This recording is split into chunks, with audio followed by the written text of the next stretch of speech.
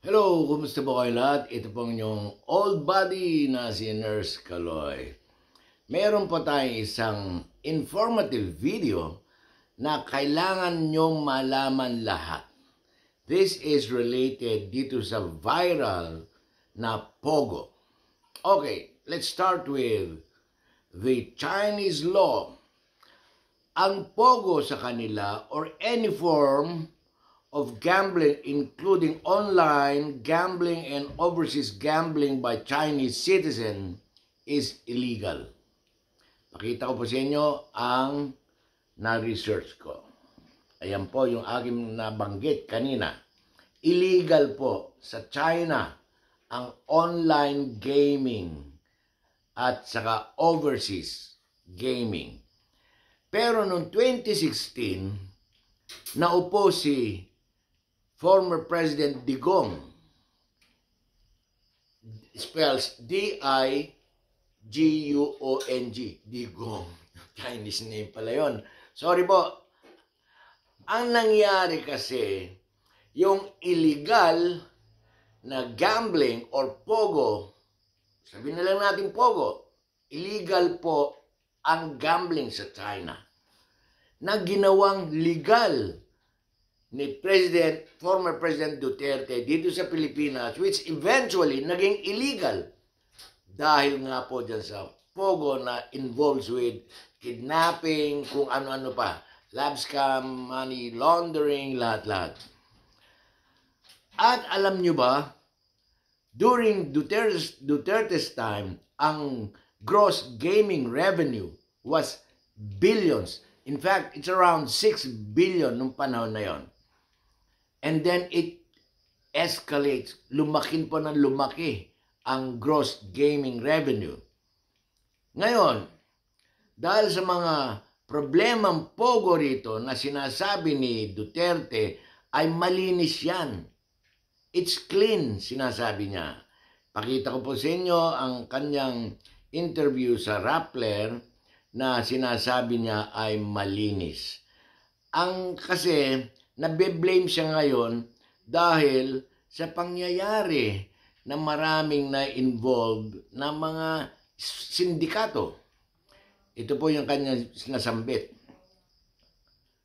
Ewan ko kung nababasa nyo. Pero sinabi niya po dyan, ang Pogo raw is clean at nakakatulong daw sa job opportunities. In fact, he mentioned 20,000 employees daw dyan sa Manila. Sa ating mga kababayan, mga Pinoy. He didn't mention kung kasama dun sa 20,000 na yon ay mga Chinese. But anyways, ganun na nga po nangyari, iniimbestiga ngayon ng Pogo dahil sa spread na kumakalat na mga illegal gambling, illegal Pogo hubs. Okay. Ngayon, sa investigation na yon dito sa Senado, hinihingi ng mga senador, halos karamihan ay against sa Pogo, like Riza, sina Gatchalian, si Villanueva, at marami pa, lalong-lalo na ang mga netizens. Gusto na nilang i-ban o totally i-wipe out ang Pogo. Kuy daw kayo, sino lang makakagawa niyan? Ang humihingi ang mga senador at mga congressman, ang kinakausap nila to eliminate or ban ang Pogo na to, ang executive level, which is the president. Pero, ito ang tanong. Sa kinikita ng Pogo, pakita ko sa inyo ang gross gaming revenue ng Pogo na to. Pakita ko sa inyo according to Department of Finance, is now estimating that gross gaming revenue or GGR from Pogos is expected to reach 24 billion by the end of 2023 or equivalent to 438.51 million US dollars by the end of 2023 po yan. From 6 billion nung panahon ni Duterte, ngayon 2023, aabot daw po yan ng 24 billion.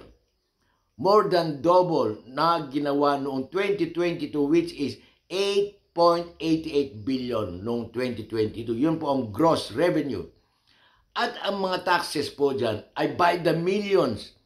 In fact, sa 2023 is around 805 million. Yan ay tax, income tax. Pero saan napupunta yan? Ngayon, yung katanungan o kahilingan ng mga senador at mga congressman at ng mga citizen na i-ban ang Pogo. Sino ang makakagawa niyan? Tulad na sabi ko nga, executive level lang po. At walang iba kundi si PBBM. Now, big question mark.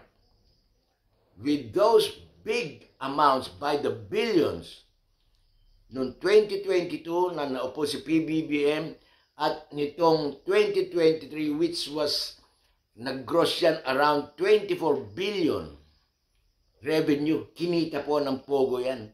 At ang mga taxes niyan is 805.99 million. Income tax po yan. Saan po napupunta yung mga yan? Sa palagay nyo, ibaban ang Pogo? Or will they just keep it like that? At magkaroon silang resolution para ma-eliminate ang mga illegal o mga syndicate at magkaroon pa rin ng trabaho ang mga Pilipino. But how could they do that if pera-pera ang pinag-uusapan? Kung ang lagay, sa lagay ba barya-barya, millions, billions po yan. Ma-eliminate pa ba ang Pogo? Kung tanungin nyo ang executive level, ibaban ba nila yan kung ang gross revenue ng Pogo na nakakatulong sa ating bansa kuno ay around 24 billion by the end of nung 2023.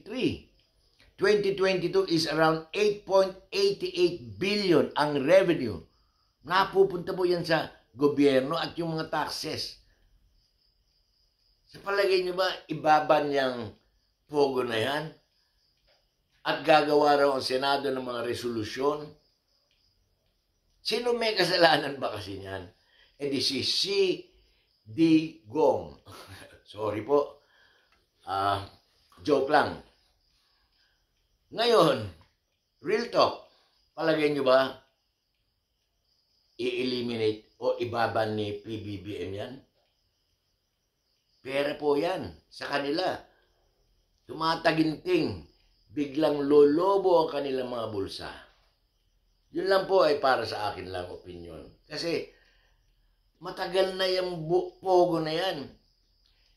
2016, illegal sa China, ginawang legal dito, na naging illegal dahil sa mga pinasukan ng mga sindikato, mga politiko, mga kasundaluhan, mga pulis, mga businessman, pinasok na ang Pogo. O tinatawag na Philippine Online Gaming Operators. Marami pong nagnegosyo dyan. Doon nga sa executive session, sinasabi ni Gatchalian, maraming politiko ang nag-ooperate ng mga Pogo hubs. Sa Porac, sa Bamban, alam nyo naman po yun, kaso ni na mayor na lumaki sa farm, at simpleng tao raw. Ngayon, merong sinasabi na pinakamalaki na Pogo hub ay dito sa Kawit, Cavite.